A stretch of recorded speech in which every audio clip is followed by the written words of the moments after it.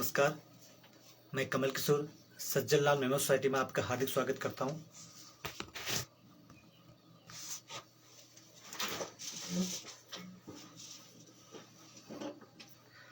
अभी आज हमारे साथ खास मेहमान हमारे पिथौरागढ़ के कुमारी गीतिका जी, जिन्होंने यूपीएससी का एग्जाम क्लियर किया है, जिसमें 239 उनकी रैंक है और वो पिथौरागढ़ के चूल्हाकाट के पास की रहने वाली बालिका है और बहुत ही कम उम्र में, यानी कि जो मुझे जानकारी मिली उसके अकॉर्डिंग लगभग 23 साल की उनकी उम्र है। आप समझ सकते हैं 23 साल में उन्होंने इतना बड़ा अचीवमेंट हासिल किया है, जिसके लिए दिल से सैल्यूट करते हैं हम ऐसे बालिकाओं को, जिन्होंने आज हमारे पिथौरागढ़ के ही नहीं भारत में भी अपना नाम रोशन किया है।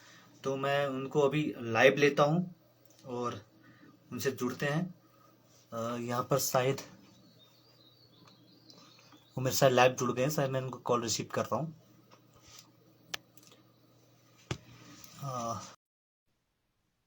सभी जितने लोग देख रहे हैं उनसे निवेदन है, सोहन सर, सभी लोग, उमा जी और अन्य जितने लोग भी देख रहे हैं सभी से निवेदन है कि कृपया शेयर भी कर दीजिए साथ साथ ही।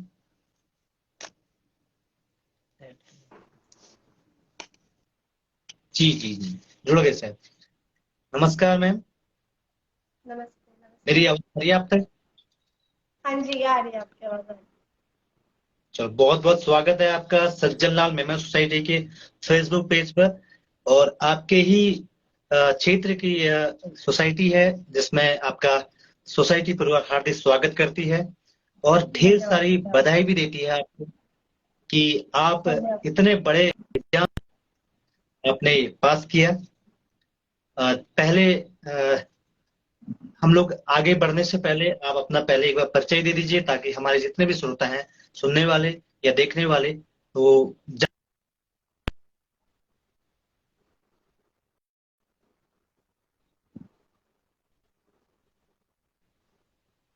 आवाज आ रही मैम मेरी? नमस्कार। नमस्कार। हाँ जी, हाँ जी, नमस्कार। मेरा नाम गीतिका है और मैंने बीटेक 2020 में एनआईटी कुरुक्षेत्र से किया है, सिविल इंजीनियरिंग में। यूपीएससी सीएटी 1 मेरा पहला अटेम्प्ट था, जिसे मैंने ऑप्शनल पॉलिटिकल साइंस और इंटरनेशनल रिलेशंस लेकर क्रैक किया।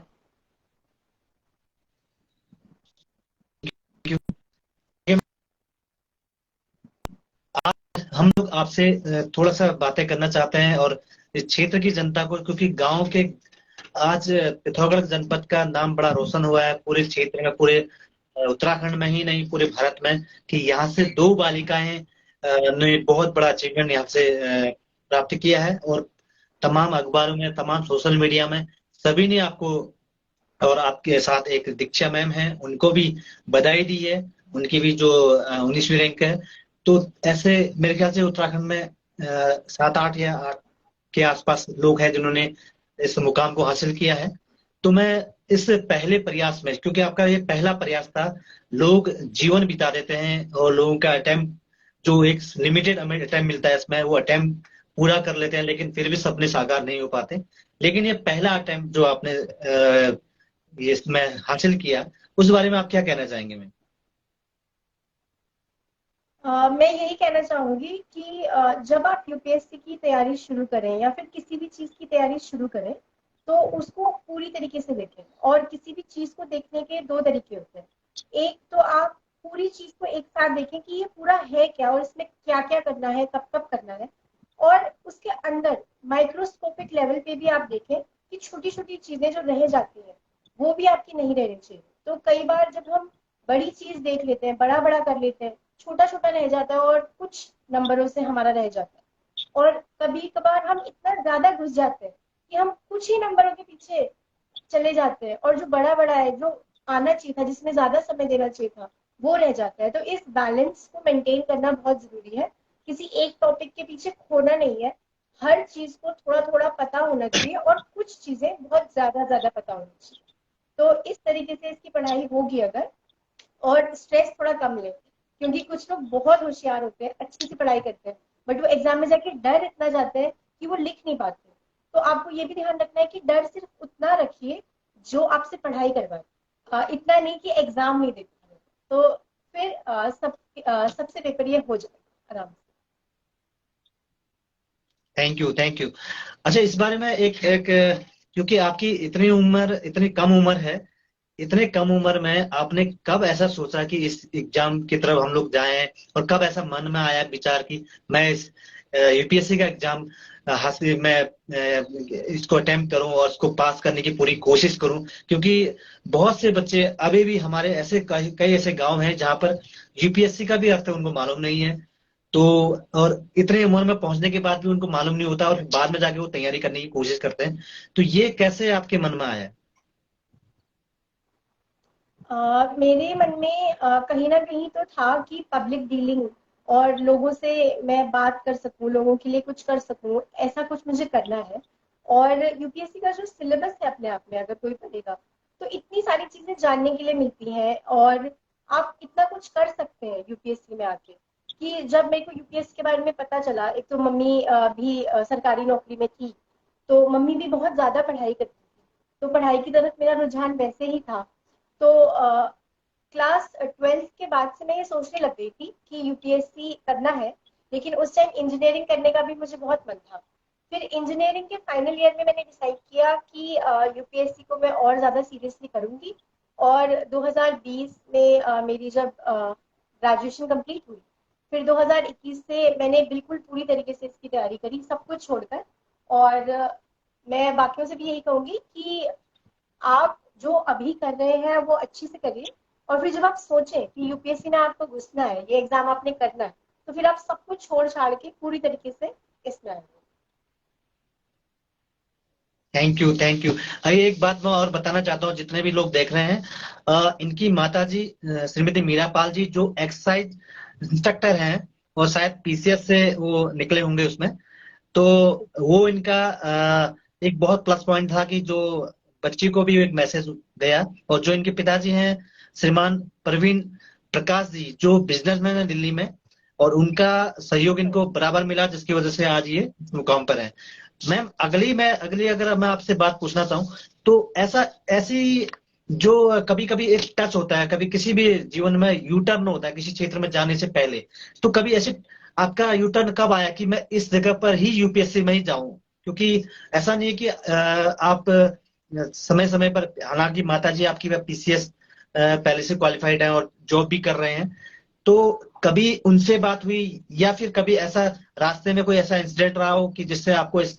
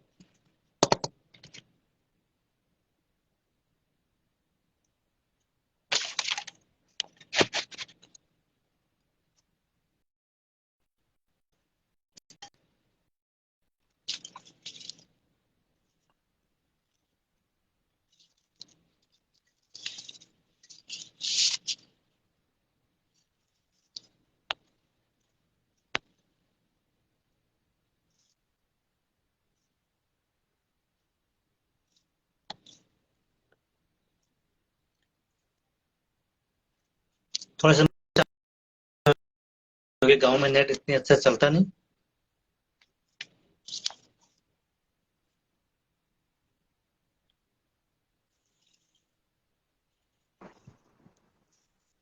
थोड़ा सा माफी चाहते हैं मैम, क्योंकि गांव में नेट अच्छा चलता नहीं है।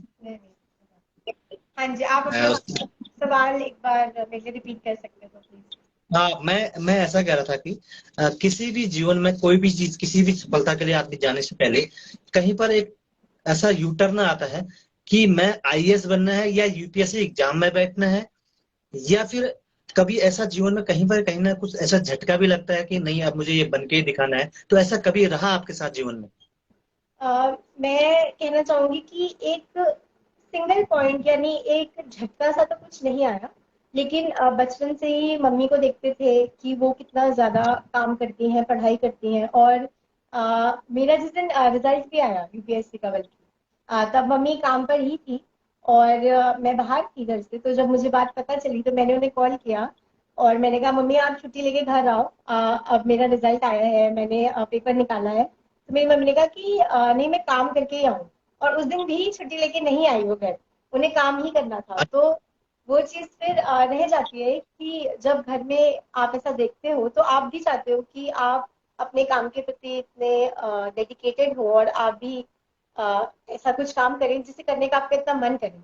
तो बस वही बचपन से था और अब मैं खुश हूँ कि मैं कर पाऊंगी, मुझे मौका मिलेगा वैसे काम करने का। ठीक, थैंक यू इस बारे में आपने जानकारी बताई। साथ में ये जो विद्यालय शिक्षा की शुरुआत, हालांकि मुझे कुछ मैसेज से आपका जानकारी मिली, लेकिन जितने भी जो हमारे देखने वाले या सुनने वाले हैं उनको भी जानकारी मिल जाएगी कि आपकी शुरुआती शिक्षा कहाँ से स्टार्ट हुई और कहाँ कहाँ आपने पढ़ाई की।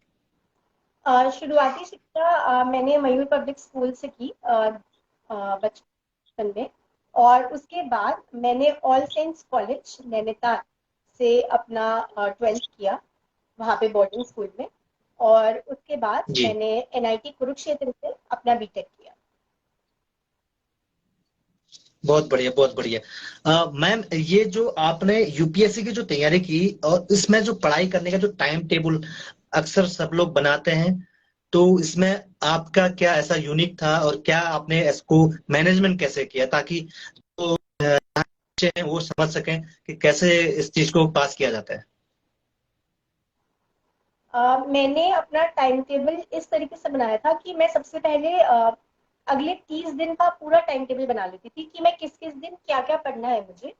और सबसे पहले यूपीएससी शुरू करने से पहले हर किसी को ये करना चाहिए कि उन्हें सिलेबस की एक फोटोकॉपी, आप सिलेबस की फोटोकॉपी देख के उसको एक बार देख ले कि आपको आखिर पढ़ना क्या क्या है। और फिर थोड़ा थोड़ा महीनों में बांट दे सिलेबस को कि इस महीने तक मेरा इतना हो जाना चाहिए, इस महीने तक मेरा इतना हो जाना चाहिए। फिर जब आपने महीने में एक बार बांट दिया है पूरा सिलेबस अपना, तो आप एक एक महीने को उठा लो। फिर महीने के एक एक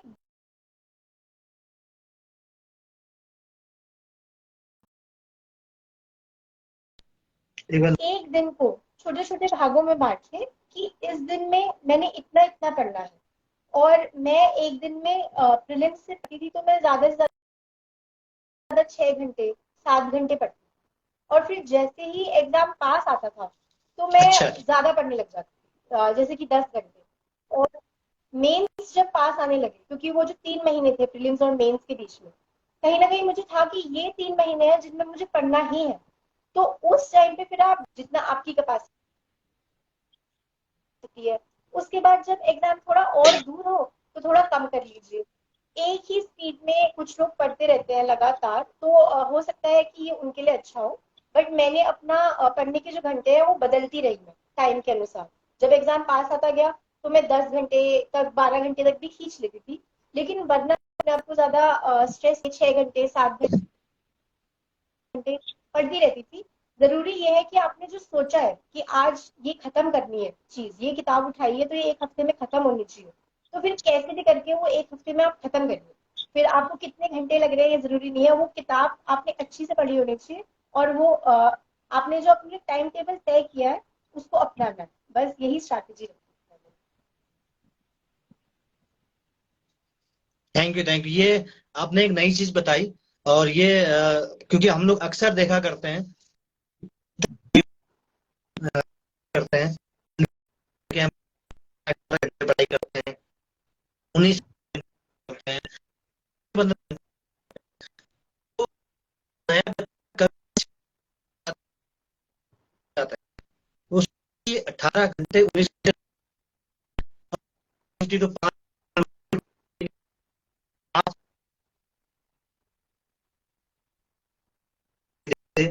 और नजदीक में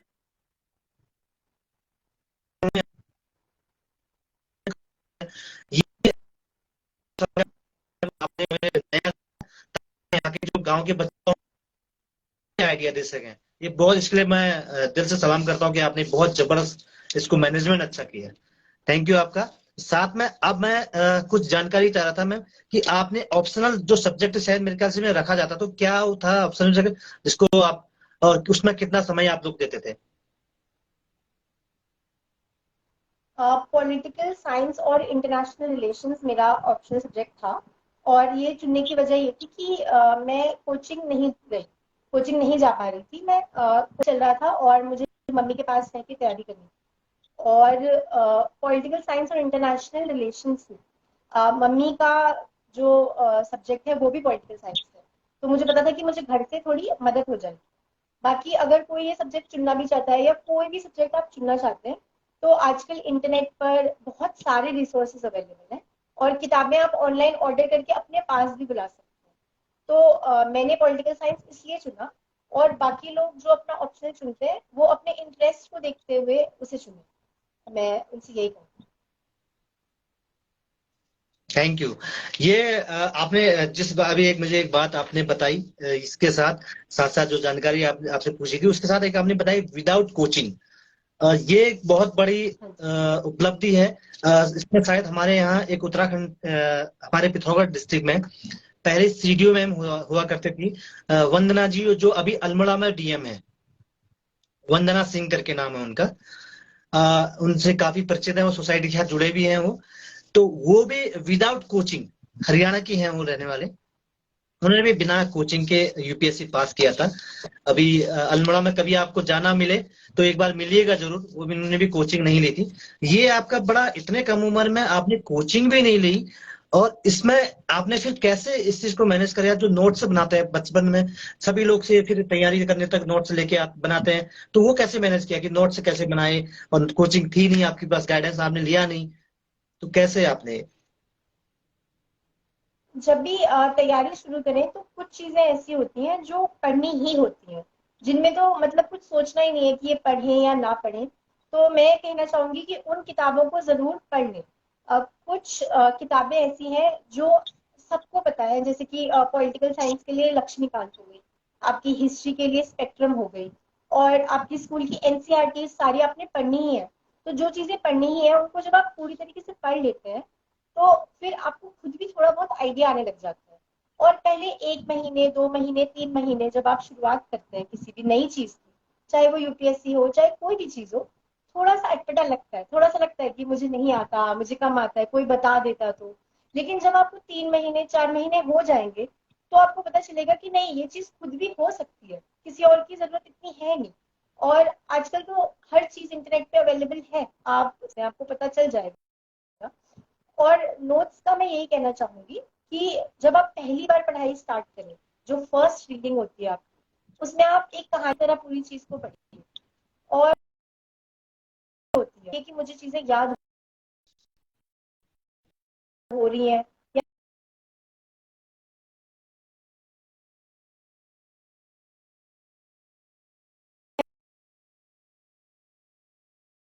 40 मिनट आधा घंटा लगेगा। और इस स्ट्रैटेजी के साथ ही आप नोट्स बनाइए। कभी भी फर्स्ट रीडिंग करते वक्त स्ट्रेस मत लीजिए। फर्स्ट रीडिंग हमेशा इंटरेस्ट के साथ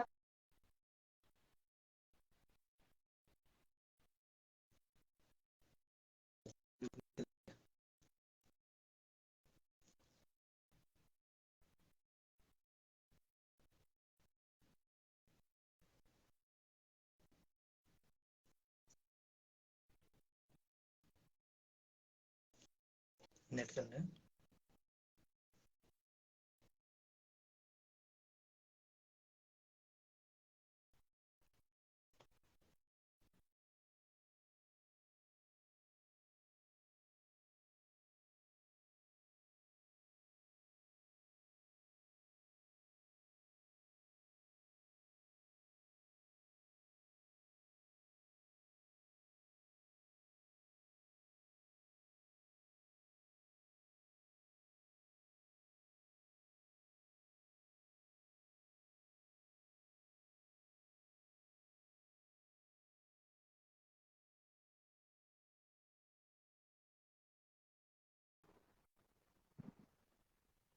सॉरी, मैं माफी चाहता हूँ, क्योंकि थोड़ा सा यहाँ पर कोई नेट का इतना इशू है कि क्या क्या बताऊं मैं। यहाँ पर ये सबसे बड़ी प्रॉब्लम होती है, क्योंकि बीच में हमारे कई ऐसे लोग थे जो अपने अपने क्षेत्र में बहुत अच्छे मुकाम पर हासिल किया था। उनसे जब भी लाइव सेशन करते थे, कुछ ना कुछ प्रॉब्लम आ जाती थी। तभी हम लोग, अभी जियो का यहाँ लाइन बिछे तो ये, लेकिन शायद हो सकता है कल के दिन फाइबर लाइन अच्छे से बिछ जाए तो हम लोग अच्छे से फिर टेली मेडिसिन में भी काम कर सके, टेली एजुकेशन में भी काम कर सके। इसी चक्कर में थोड़ा सा प्रॉब्लम यहाँ पर आती है, इसलिए हम माफी चाहते हैं। अभी एक जो आपने बताई, जैसे लक्ष्मीकांत की पॉलिटिकल साइंस जो किताबें हैं, या फिर आपकी हिस्ट्री की, हाँ। तो जो ऐसे किस ऐसे लेखकों की जो आपने लक्ष्मीकांत, ऐसे कौन कौन ऐसे नाम है जिनकी बच्चों ने जो तैयारी करनी चाहिए उनको, इस मामले में जो किताबें हैं उसके लिए क्या सुझाव देंगे आप? कौन किन से किताबें लेनी चाहिए, किस किस लेखक की? सबसे सबसे पहले जो तैयारी करना शुरू कर रहा है वो एनसीईआरटी से शुरू करें। सीबीएसई बोर्ड की या फिर उत्तराखंड बोर्ड की भी जो एनसीईआरटी की किताब होती है वो आप पढ़ें। हिस्ट्री की, पॉलिटिकल साइंस की, ज्योग्राफी की, इकोनॉमिक्स की। आप इन किताबों को खरीदें और इनसे शुरुआत करें, क्योंकि आपको समझने में मदद मिलेगी। उसके बाद जब आपकी एनसीईआरटी की किताबें खत्म हो जाए, आप पॉलिटिकल साइंस के लिए लक्ष्मीकांत को रेफर कीजिए। लक्ष्मीकांत से अच्छे खासे सवाल आते हैं प्रीलिम्स में, और मेंस में भी ये काम आती है। और इवन पर्सनालिटी टेस्ट में भी कई सवाल ऐसे पूछे जाते हैं जो लक्ष्मीकांत से डायरेक्टली उठाए जाते हैं। और हिस्ट्री में दो बुक्स होती है, एक बिपिन चंद्रा, एक स्पेक्ट्रम। तो बिपिन चंद्रा मैंने पढ़ने की कोशिश की थी, वो थोड़ी कहानी की तरह है, तो वो अच्छी हो सकती है किसी के लिए। बट स्पेक्ट्रम मुझे थोड़ी ज्यादा पसंद थी। तो आप दोनों में से कोई भी एक चुन लीजिए जो आपको ज्यादा पसंद हो। और उसके अलावा आप लोग एनसीईआरटी 11th और 12th की खासकर अच्छी से पढ़ेंगे, सारे सब्जेक्ट्स की समझने में, 11th और 12th। और कुछ लोगों का ये सब्जेक्ट नहीं होता क्योंकि आर्ट्स उनका साइंस सब्जेक्ट होता है, जैसे कि मेरा साइंस था। तो फिर आप 10th की पढ़ लीजिए। अगर वो भी नहीं, मुश्किल हो रही है समझने में, तो फिर 9th की, 8th की। तो कुछ लोग तो 6 to 10th की पूरी पढ़ते हैं। तो ऐसे कुछ बुक्स हैं जो आपको पढ़ने ही है। और इसके साथ जिस दिन से भी आप तैयारी शुरू करें, आप कोई भी एक अखबार चुन लीजिए अपनी पसंद का, और रोज उसको पढ़ना है बिना मिस किए। मतलब अगर आपने एक दिन भी अखबार छोड़ा तो अगले दिन उस अखबार को पढ़ लीजिए। अगर 2-3 दिन लगातार अखबार छोड़ दिया है तो कोई बात नहीं, टेंशन नहीं लेनी है। लेकिन जिस दिन से ध्यान आए कि मैं ऐसा कर रही हूँ कि एग्जाम मैं छोड़ रही हूँ अखबार, उस दिन से आप एकदम शुरू कर दीजिए अखबार पढ़ना, क्योंकि अखबार पढ़ना बहुत जरूरी है इस एग्जाम के लिए। तो इन सब छोटी छोटी चीजों से धीरे धीरे आपका हो जाएगा। और एग्जाम के जस्ट पहले ये जरूर करें कि ऑनलाइन आपको प्रीवियस ईयर क्वेश्चन पेपर्स मिल जाएंगे। तो जो पहले सवाल आ चुके हैं उनको एक बार जरूर देखें कि आखिर क्या पूछ रहा है यूपीएससी, और क्या आप उनको हल कर पा रहे हैं या नहीं। क्योंकि आपने जो पढ़ा है वो अच्छी बात है, लेकिन आपको सवाल बनाना भी आना चाहिए, वो ज्यादा जरूरी बात है। तो आप फिर प्रीवियस ईयर क्वेश्चंस को जरूर देख के उन्हें सॉल्व कीजिए। और आपके माध्यम से मैं ये चीज भी कहना चाहूंगी कि प्रीलिम्स में तो आसान होता है, क्योंकि 4 में से कोई एक ही आंसर सही है। मेंस में क्योंकि आंसर लिखना होता है और कुछ भी सही या गलत नहीं होता, तो अगर किसी बच्चे का मेंस निकलता है तो आंसर चेक करवाना, उस टाइम पे मुझे ये लगा था कि काश कोई मेरा आंसर कोई चेक कर देता, मुझे बता देता कि मैं ठीक लिख रही हूँ या नहीं लिख रही हूँ। तो अगर किसी भी बच्चे का मेंस है या होता है कभी भी और वो आंसर लिखता है, तो मेरी ईमेल आईडी है gitikaprakash1@gmail.com। उस पर आप मुझको अपने आंसर लिख के भेज दीजिए, और मैं कोशिश करूंगी अपनी तरफ से कि लगभग सबका टाइम से चेक करके आपको फीडबैक भी दे दूं और बता भी दूं कि किस तरीके से तैयारी करनी है। और फिर पर्सनालिटी टेस्ट आगे आप उतना तो खैर आगे की तरफ तो, अगर मेंस में मैं आपसे बात कर रही हूँ तो वो भी आगे को हो जाएगा। बस प्रीलिम्स में आप ध्यान रखिए कि पढ़ाई करनी है। उसके बाद हर रात को, हर एक हफ्ते में एक बार कोई पेपर लगा लीजिए। फ्री में मिल जाता है ऑनलाइन इंटरनेट में, फ्री एकदम। आप उठाइए और देखिए कि आपके कितने सही हो रहे हैं, कितने गलत हो रहे हैं। और मेंस के लिए अगर आपको आंसर राइटिंग चेक करने के लिए कोई हेल्प चाहिए, तो मैंने आपको जो ईमेल आईडी बताई, gitikaprakash1@gmail.com पे आप मुझको वो आंसर्स भेज दीजिए। सब्जेक्ट में लिख देना मेंस आंसर राइटिंग, और मैं आपकी हेल्प करूंगी पूरी। चेक करके मैं आपको रिप्लाई करूंगी आज। थैंक यू, ये तो बहुत अच्छी आपने सुझाव दिया कि हम लोग जो भी ऐसे तैयारी कर रहे होंगे उनको हम ये जानकारी देंगे। शायद कुछ लाइव भी देख रहे हैं, उनसे भी निवेदन है कि जो भी आपके गांव के या शहर के बच्चे यूपीएससी की तैयारी कर रहे हैं, तो गीतिका प्रकाश 1@gmail.com में आप अपने कोई भी क्वेरी है वो पूछ सकते हैं और उनकी उनसे जानकारी ले सकते हैं। वो मेल चेक करके आपको रिप्लाई करते रहेंगे। ये आपने बहुत अच्छा एक आज गिफ्ट दे दिया अपने इस लाइव सेशन में, कि उनसे जुड़ सकें और लोग आपसे जुड़ सकें। और इसके बाद मैम एक चीज ये पूछना चाहते हैं, अंतर्राष्ट्रीय राजनीति के लिए जो कौन सी बुक स्तर की राइटर, किस राइटर की लेनी चाहिए अंतर्राष्ट्रीय, इंटरनेशनल? इंटरनेशनल रिलेशंस के लिए मैंने जो नोट्स बनाए थे, अखबार जैसे मैंने आपको कहा, तो पहले आप अखबार से उठाइए कि क्या क्या चीजें हैं जो बिल्कुल चल ही रही हैं, जो आपके सामने सामने है, जो हो ही रही है। ये अखबार वाली जो चीज है, ये एक साथ पे अलग अलग से चलेगी। इसके साथ साथ एक नई चीज चलेगी। सबसे पहले आपको भारत के पड़ोसियों के बारे में जानना है। जितने भी हमारे पड़ोसी राष्ट्र है, आप उनके बारे में पढ़ेंगे एक एक करके, और तीन तीन पन्नों के नोट बनाएंगे उनके बारे में, कि हमारे उनके साथ जो रिश्ते हैं वो पहले से कैसे हैं, फिर उनमें क्या क्या हुआ, अभी उन रिश्तों में क्या दिक्कतें हैं। आप एक एक कंट्री करके ये बनाइए। उसके बाद जो P5 नेशंस है, जो हमारी सिक्योरिटी काउंसिल के P5 नेशंस है, फिर इन पांचों के बारे में पढ़िए। उसके बाद आप एशिया में जो इम्पोर्टेंट इम्पोर्टेंट नेशंस हैं बाकी, उनके बारे में पढ़िए। अभी जो इंडो पैसिफिक का कॉन्सेप्ट है, वो बहुत ज्यादा इंपॉर्टेंट है। ये अखबार में लगभग हर दूसरे या तीसरे दिन आपको दिख जाता है। तो जो चीज सामने से दिख रही है कि जरूरी है, उस चीज के बारे में आप फिर तीन तीन चार चार पन्नों के नोट्स बनाइए। और जब आप नोट्स बनाए ना, तो एक पन्ना आगे का एक पन्ना पीछे का आप खाली छोड़ दो, ताकि आगे को आपको कुछ ऐड करना हो, क्योंकि करंट अफेयर्स होते रहेंगे, जब आप पढ़ते रहेंगे तो और चीजें होती रहेंगी, आप उनको ऐड करते रहेंगे। ऐसे आप इंटरनेशनल रिलेशंस के नोट्स बनाएंगे। कुछ कुछ जो पुराने टॉपर्स हैं पॉलिटिकल साइंस में, जिनके बहुत अच्छे अच्छे मार्क्स आ रखे हैं, उन लोगों ने अपने नोट्स, अपने हैंड रिटन नोट शेयर कर रखे हैं टेलीग्राम। टेलीग्राम जो चैनल्स होते हैं टॉपर्स के, वहां पे जाके आप उनके डायरेक्ट नोट्स ले सकते हैं, उससे पढ़ सकते हैं। मैंने जो अपने हाथों से नोट्स बनाए हैं इस पूरे साल के, 2021 के और 2020 के भी, उससे पहले के, वो मैं अपने टेलीग्राम चैनल पे, या फिर मेरे से आप जब ईमेल करेंगे मुझे, उसमें मैं आपको अपने नोट्स शेयर कर दूंगी। तो ऐसे आधे आप नोट्स से पढ़िए, आधा आप न्यूज़पेपर, अखबार बिल्कुल नहीं छोड़ना है, अखबार से पढ़िए।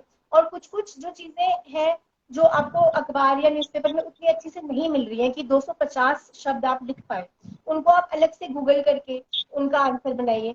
और एक सिस्टमैटिक वे में चलिए कि पहले भारत, भारत के पड़ोसी, पड़ोसियों के पड़ोसी, फिर कौन से और बड़े बड़े देश हैं, फिर आप एक एक कॉन्टिनेंट देखिए कि Asia, north America, south America में क्या चल रहा है। अफ्रीका, अफ्रीका को भविष्य का कॉन्टिनेंट बोलते हैं, क्यों बोलते हैं? भारत क्या कर रहा है? एशिया और इंडिया और जापान मिलके अफ्रीका में जो डेवलपमेंट कॉरिडोर बना रहे हैं, भारत उस चीज में क्या कर रहा है? अभी इकोनॉमिक जो हमारी इकोनॉमिक डिप्लोमेसी है वो बहुत जरूरी है। डेट ट्रैप श्रीलंका में जो हुआ वो क्यों हुआ, और फिर बाकी देशों में क्या हो रहा है। और खासकर मैं ये कहना चाहूंगी कि अब जो भी पढ़ाई होगी, उसमें आपका एक और एक्स्ट्रा टॉपिक ऐड है, कोविड। कोई भी चीज आप पढ़ें जो हो रही है, कोविड होने की वजह से क्या बढ़ा, क्या कम हुआ, कोविड से उस पर क्या असर पड़ा, और उसका कोविड पे क्या असर पड़ा, इस चीज को भी आप जोड़ेंगे। तो इस हिसाब से पढ़ाई करनी है आपने। और इस चीज में अखबार बहुत जरूरी हो जाता है आपका। और प्रीवियस जो टॉपर्स हैं, उन सबके नोट्स भी रेफर कीजिए, लेकिन सबके एक साथ नहीं रेफर करने। किसी एक को चुन लीजिए और उसके नोट्स पढ़िए और उससे अपने नोट्स ऐड करिए। तो किसी भी सब्जेक्ट को, नॉट ओनली इंटरनेशनल रिलेशंस, कोई भी सब्जेक्ट जो आप पढ़े उसकी ऐसी होलसम तैयारी आपको करनी है। यही मैं कहना चाहूँगी इस बात में। थैंक यू, बहुत अच्छा लगा आपसे ये जानकर। और सभी सभी लोग, क्योंकि ये सोशल मीडिया पे कंटिन्यू रहेगा और काफी लोग दोबारा भी इसको देखेंगे, जिससे ये बहुत अच्छी आपने जानकारी दी। अच्छा, एक चीज मैं आपको बताना चाह रहा हूँ, जैसे मेरी आपसे बात हुई, आपका कहना था कि मैं फेसबुक वगैरह नहीं चलाती सोशल मीडिया में। तो आपने सोशल मीडिया में कौन सा ऐसा प्लेटफॉर्म सेट किया जिससे आपको नॉलेज मिली, और कौन सा उसको इग्नोर किया आपने जिससे आप चाहते हैं कि शायद युवाओं को वो अच्छा नहीं है, या अब जो पढ़ाई कर रहा है या यूपीएससी की तैयारी कर रहा है? अ, जब इंटरव्यू वाला स्टेज था, तब मैंने बहुत लोगों से बात करी, बात करने का मुझे मौका मिला, साथ वाले। और बहुत सारे लोग हैं उनमें से जिनकी अभी बहुत अच्छी अच्छी रैंक आ रखी है इस बार। तो मैंने एक चीज नोटिस करी कि सब लोग क्या करते हैं, और ज्यादातर लोग किसी भी तरीके से किसी भी सोशल मीडिया पर नहीं थे, और उन्होंने फोन तो लगभग छोड़ा ही हुआ था। और पिछले 1 साल से मैंने भी फोन छोड़ा ही हुआ है। कोई भी सोशल मीडिया मेरे पास नहीं है, ना फेसबुक पे मैं हूँ, मेरे पास व्हाट्सएप भी नहीं है, क्योंकि व्हाट्सएप पे भी लोग बात करने की कोशिश करते हैं कभी कभी। तो जब आप अच्छी तरीके से किसी चीज की तैयारी करते हैं तो चीजें छोड़नी पड़ती हैं। कभी कभी कुछ पाने के लिए काफी कुछ छोड़ना पड़ता है। तो टेलीग्राम एक ऐसी चीज है जहाँ पे आप पढ़ाई कर सकते हैं। वहाँ पे आप दूसरे दोस्तों से या लोगों से बात नहीं करें। आप टेलीग्राम में जाके कुछ पढ़ाई के चैनल्स होते हैं, ग्रुप्स, उनको ज्वाइन करिए, क्योंकि मैंने भी यही किया था। और वहाँ पे नोट्स मिलते रहते हैं, और बाकी बच्चे ना डालते भी रहते हैं कि मैंने आज इतना पढ़ लिया, मैंने आज इतना पढ़ लिया। तो वो पढ़ पढ़ के आपको थोड़ा डर भी लगेगा कि अच्छा मेरे को भी पढ़ना है। तो टेलीग्राम मैंने एक ज्वाइन रखा था। उसके अलावा मेरे पास कोई भी सोशल मीडिया नहीं था, मैसेज भी नहीं यूज करती थी, और मैं फोन यूज ही नहीं करती थी। सिर्फ पढ़ाई के लिए इतना सा ही उसे यूज करें। और सोशल मीडिया अगर कोई और यूज करना चाहता है तो फिर आप उसका समय बांध लें कि 20 मिनट या आधे घंटे से ज्यादा मैं नहीं करूंगी या नहीं करूंगा। वैसे अगर मेरी एडवाइस तो यही होगी कि 1 साल के लिए छोड़ा जा सकता है इसमें। जब 1 साल बाद आपका निकल जाएगा तो फिर आपको जितना यूज करना है आप यूज कीजिए। अभी मैं भी बैठ के बनाऊंगी, तो पढ़ाई के वक्त सब छोड़ दीजिए। तो इसमें जैसे आपने बताया कि टेलीग्राम का आपने इस्तेमाल किया, वो भी कुछ लिमिटेड, उसमें भी आपने कुछ लिमिटेड बताया। और लेकिन आज अगर आप देखेंगे, जैसे खान सर जैसे बहुत बड़े ऐसे ऐसे जबरदस्त एक और दृष्टि के सर हैं जो दिल्ली में कोचिंग देते हैं, तो तमाम इनके यूट्यूब चैनल है जबरदस्त हैं और बहुत ज्यादा फॉलोअर भी हैं। तो क्या आपने इनमें से किसी को भी फॉलो किया या कभी इन लोगों की क्लास में अटेंड किया या ऐसा कुछ ऑनलाइन अ, यूट्यूब में? मैंने यूट्यूब का इस्तेमाल किया है। और जब भी मुझे कोई टॉपिक समझ नहीं आता था तो मैं पहली कोशिश मेरी ये रहती थी कि मैं कहीं से पढ़ लूँ, लिखा हुआ पढ़ लूँ, क्योंकि मुझे लिखा हुआ पढ़ना ज्यादा पसंद है। वो पर्सनल प्रेफरेंस है कि आपको ज्यादा क्या पसंद है। और इसमें कोई गलत बात नहीं है कि कुछ लोगों को वीडियो देख के ज्यादा अच्छे से समझ आता है। और अगर आपको ये ध्यान रखना है कि आपके लिए क्या सही है, तो अगर वीडियो देख के आपको चीजें ज्यादा जल्दी समझ आ रही हैं और ज्यादा देर तक याद रह रही है, और सबसे ज्यादा जरूरी बात, आप एग्जाम में आंसर लिख पा रहे हैं और वीडियो आपके दिमाग में प्ले हो रही है आंसर लिखते लिखते, तो आप वीडियो देख लीजिए। मेरे लिए मेरा समय बच जाता जब मैं कोई चीज पढ़ लेती थी। जैसे अखबार से पढ़ ली, या फिर मैंने द डिप्लोमेट करके एक मैगजीन आती है वो पढ़ ली। कुछ लोग योजना पढ़ते हैं, कुरुक्षेत्र पढ़ते हैं, मैंने कुरुक्षेत्र भी पढ़ी, उसकी इश्यूज पढ़ी 5-6 कुछ कुछ टॉपिक्स जो मुझे जरूरी लगे। तो ऐसे करके आप पढ़ लीजिए। एज इन पर्टिकुलरली मैंने किसी को पूरी तरीके से फॉलो नहीं किया। लेकिन जब भी मुझे कोई दिक्कत आती थी तो मैं यूट्यूब पे जाके सर्च करती थी, और सबसे ज्यादा जिस वीडियो में व्यूज होंगे या तारीफ होगी, तो आप समझ सकते हैं कि इतने लोग पसंद कर रहे हैं तो कुछ अच्छा होगा उसमें। तो फिर वो मैं देख लिया करती थी। और आप भी यही कीजिए, मतलब किसी एक के पीछे पूरी तरह से लगने के बजाय आपके लिए क्या सही है उसके पीछे लगिए। और जहां से भी जो भी अच्छा आपको मिल रहा है उसको लीजिए, थैंक यू बोलिए, और आप अपना आगे बढ़िए, अपनी पढ़ाई कीजिए।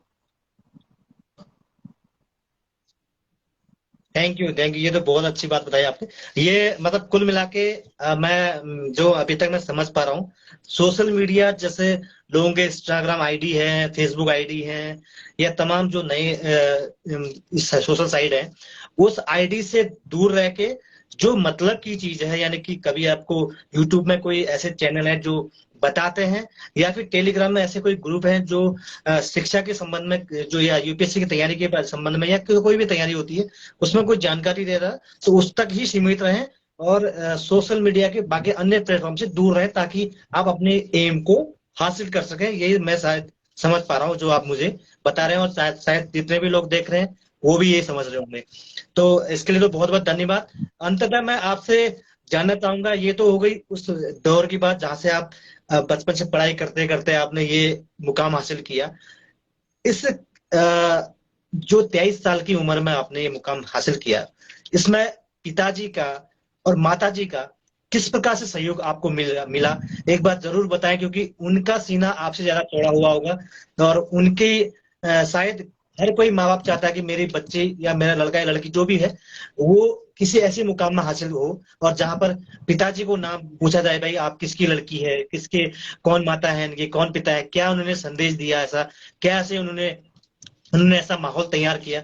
तो उनका कुछ ऐसी जानकारियां जो अन्य माँ बापों को भी मैसेज जाए, जो ये देख रहे होंगे, क्योंकि इसमें कई लोग सीनियर लोग भी हैं, तो वो भी जान सके कि उन्होंने आपको किस प्रकार से सपोर्ट किया और कहाँ कहाँ पर ऐसे आपको कुछ ऐसे अच्छे अच्छे पल जिससे आपको ये बहुत अच्छा प्रेरणा मिल सके। माता पिता का तो सपोर्ट हमेशा जरूरी होता ही है, और उससे कई चीजें बहुत आसान हो जाती हैं। और कभी कभार ऐसा नहीं होता कि माता पिता के सपोर्ट से मुश्किल गायब होगी, लेकिन आप मजबूत हो जाते हैं कि कोई चीज मुश्किल है भी तो आप अच्छी तरीके से उसे पार कर सकते हैं। तो मम्मी पापा ने कभी भी मुझे किसी चीज के लिए ऐसे नहीं बोला कि ये मत करो या वो मत करो। अगर मुझे कोई नई चीज करनी थी तो उन्होंने मुझे बोला कि हाँ ठीक है, अच्छी से करो। और मुझे कोई भी सवाल आते थे, कोई भी परेशानी होती थी, तो मम्मी से तो ऐसा था कि डायरेक्टली मैं सवाल पूछ के आंसर्स मिलते थे मुझे। और पापा मम्मी का आपको सबसे ज्यादा फायदा ये है कि उनके पास एक ऐसी चीज है जो पढ़ाई होने के बावजूद भी आपके पास नहीं है, और वो है उनका तजुर्बा। और सबसे ज्यादा ये आपको पर्सनालिटी टेस्ट यानी इंटरव्यू, जो फाइनल राउंड है, वहां काम आता है। क्योंकि तब आपको पता चलता है कि जो, जैसे कि मेरी उम्र 23 साल की है, तो चाहे मैंने कितना भी पढ़ा हो किताबों में, जो उन्होंने जिंदगी जी है, उन्होंने जो देखा है, जितनी उन्होंने दुनिया देखी है, उससे मैं क्या क्या सीख सकती हूँ। और आप अपने माँ बाप से वो चीजें सीख सकते हैं जो आपको किताबों में नहीं मिलेंगी। तो मैं कई सारी चीजें जो अपने सामने देखती थी या मुझसे सवाल पूछे जाते थे मॉक टेस्ट में भी, तो मैं उनसे आके पूछती थी, और उनके मुझे जो जवाब मिलते थे वो एकदम नए होते थे, एकदम अलग होते थे। तो इससे आपको पता चलता है कि कैसे अलग अलग डायरेक्शन में आपको सोचना है। और जब आप तैयारी कर रहे होंगे तो ऐसा हो जाता है कि बहुत टाइम लग गया आपको, लोग पूछते हैं कि क्या कर रही हो, क्या कर रहे हो। और रिश्तेदार पूछते रहते हैं कि क्या चल रहा है, और आपके साथ वाले निकल रहे हैं, आगे जा रहे हैं, ये हो रहा है। तो उस स्टैंड पे भी मेरे मम्मी पापा ने मेरी बहुत ज्यादा, मतलब वो मेरे साथ खड़े रहे। उन्होंने सबको बोला कि वो जैसा कर रही है अपने हिसाब से कर रही है, उसे करने दो। और मुझ तक मतलब कोई चीज आई नहीं, वो हमेशा आगे खड़े रहे ढाल बन के। और बाकी सबके लिए भी मैं यही कहना चाहूंगी कि आप उनके तजुर्बे का फायदा उठाइए।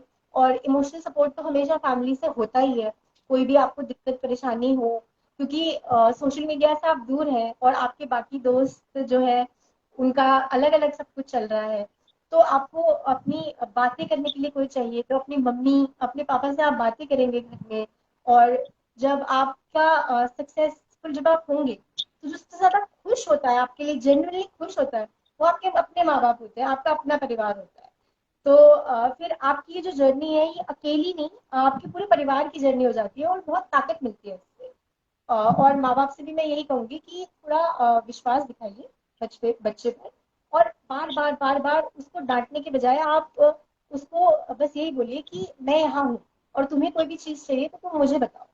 और इस तरीके से थोड़ा उन्हें सपोर्ट कीजिए। और तैयारी के वक्त थोड़ी शांति होती है, और उस शांति को ही आप सब बच्चे भी और माता पिता भी रखेंगे। और एक बार जब आपका पेपर निकल जाएगा तो फिर तो शोर ही शोर होता है। तो शुरुआती शांति को आप मेंटेन कीजिए और उस शांति में पढ़ाई कीजिए। बहुत बढ़िया, बहुत बढ़िया। ये आपको, आपके साथ आपके माताजी पिताजी को भी ढेर सारे बधाई और शुभकामनाएं हैं कि उनके घर में एक ऐसी लड़की, होनहार लड़की, जिन्होंने उनका नाम भी रोशन किया और क्षेत्र का भी नाम रोशन किया। मैं एक आपसे निवेदन भी करूंगा, क्योंकि ये तो एक बहुत अच्छा है कि आपके लिए आपके माताजी पिताजी का बहुत अच्छा अनुभव पहले से रहा है। तो उन्होंने, माताजी ने पीसीएस पहले से क्वालिफाई किया है, उन्होंने बहुत चीज देखी है। पिताजी बिजनेस क्षेत्र में देख, उन्होंने भी वहां से कुछ और बहुत सी चीज देखी, उनका भी अनुभव आपको शेयर किया। तो बहुत से हमारे गांव से ऐसे बच्चे भी हैं जो, जिनके माताजी या पिताजी इतने बड़े क्षेत्र में तक शायद क्या वो गांव से बाहर कभी नहीं निकले हैं। तो ऐसे मामले में ऐसे कोई अगर बच्चा, होनहार बच्चा है जो इस क्षेत्र में आगे जाना चाहता है, तो उस समय में हम लोग आपसे आपको परेशान करेंगे कि आप प्लीज उसको गाइड कीजिए। तो आप उस टाइम पर हमारी मदद कीजिएगा कि आप उसको ऐसा ना सोचिए कि मैं क्या कर सकती हूँ। आप भी उनके लिए एक माँ बाप की तरह होंगे। जो बच्चा जिसने कुछ देखा नहीं, जाना नहीं, समझा नहीं, तो वो उसको भी आपका अनुभव जो आप जो निकलता है ना, ऐसा बहुत से लोग होते हैं, किसी का बैड लग रहता है, लेकिन उसकी बातों से ज्यादा उस व्यक्ति की ज्यादा सुनते हैं जो व्यक्ति सफल हो जाता है। तो सफल व्यक्ति की बातों को सुनकर बच्चा भी मोटिवेट होता है। तो उस टाइम में आपको परेशान करेगी सोसाइटी, तो आप हमें कृपया उस मामले में मदद जरूर कर दें। और साथ में अब एक साथ में ये आपके जो भाई बहन है उसके बारे में जरा पिताजी माताजी के बारे में बात चर्चा हुई। भाई बहन कितने हैं और अभी वो क्या कर रहे हैं, उसके बारे में प्लीज बताएं। मेरी दो बहनें हैं। एक मुझसे बड़ी है और एक मुझसे छोटी है। और मेरी जो बड़ी बहन है वो इंजीनियर है। उन्होंने भी सिविल इंजीनियरिंग की है।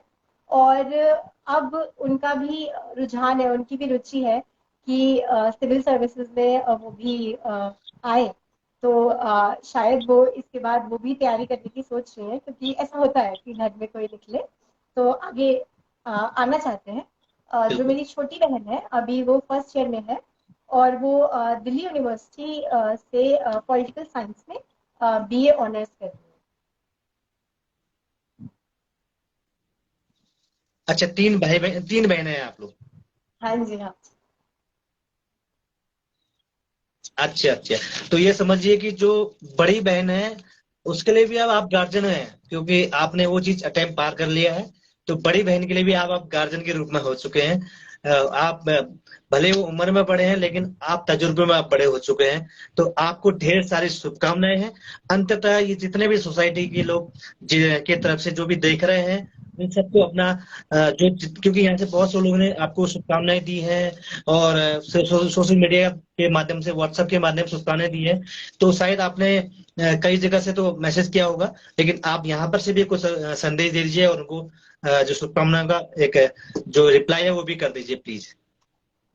मैं पहली चीज तो यही कहना चाहूंगी कि मुझे बहुत अच्छा लगा कि आपने बोला कि आप मुझे परेशान करेंगे अगर कोई बच्चा जो है वो मदद चाहेगा। आप मुझे जरूर परेशान कीजिए।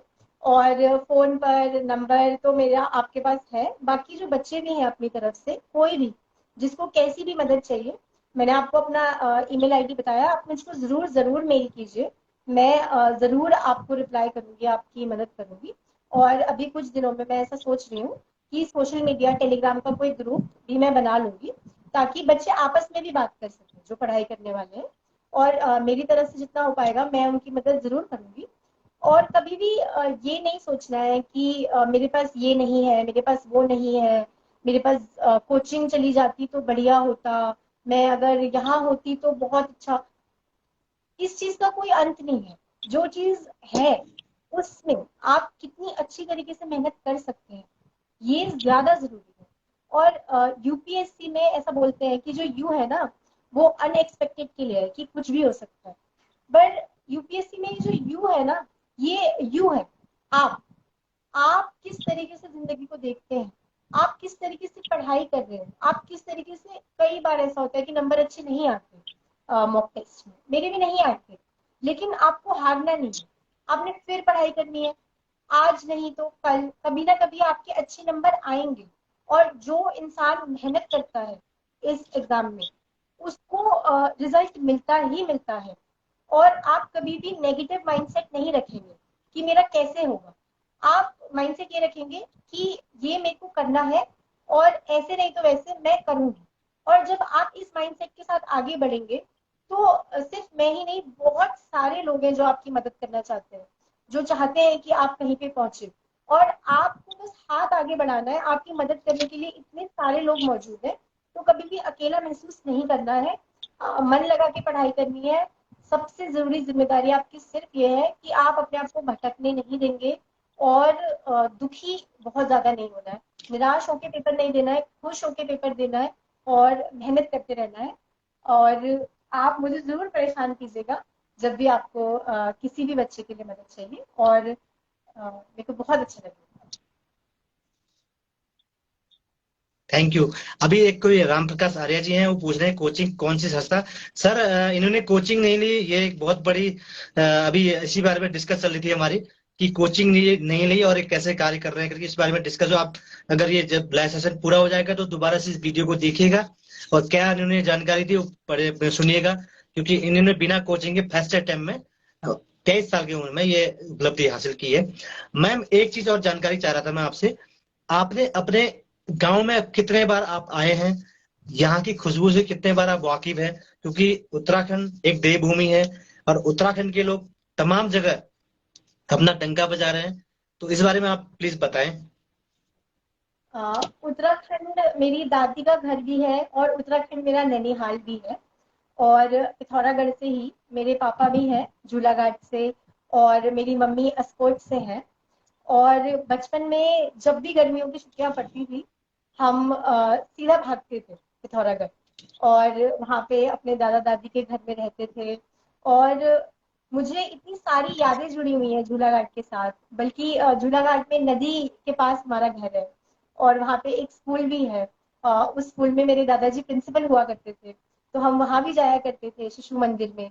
मेरी बड़ी बहन ने तो शिशु मंदिर में पढ़ा भी है और मैं भी 2-3 महीने के लिए शिशु मंदिर में पढ़ी हूँ झूलाघाट में। तो हमारे लिए तो वही हमारा अच्छा। घर है और हमेशा रहेगा।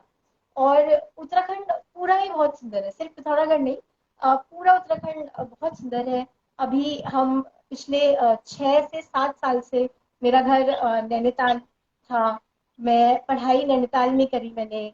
फिर हल्द्वानी में भी रही मैं, मम्मी का वहाँ पोस्टिंग थी। अब हम देहरादून आए हैं, हम गढ़वाल देख रहे हैं, गढ़वाल भी बहुत सुंदर है। तो पूरा ही उत्तराखंड मैं कहना चाहूंगी बहुत सुंदर है और मेरा बहुत ज्यादा लगाव है यहाँ से। और जैसा कि आपने कहा कि देवभूमि तो देवभूमि ही है। बिल्कुल बिल्कुल। Thank you. आप जैसे ही कोई भी जो आप आने वाले समय में जो कैडर चुनेंगे, जहां पर भी आप अपनी ज्वाइनिंग करेंगे, उसके लिए ढेर सारी शुभकामनाएं देते हैं सोसाइटी परिवार। और उम्मीद करते हैं कि उसके बाद दोबारा से हम लोग कभी ऐसा समय मिलेगा तो जरूर जुड़ेंगे। बहुत बहुत धन्यवाद। धन्यवाद। Thank you thank you.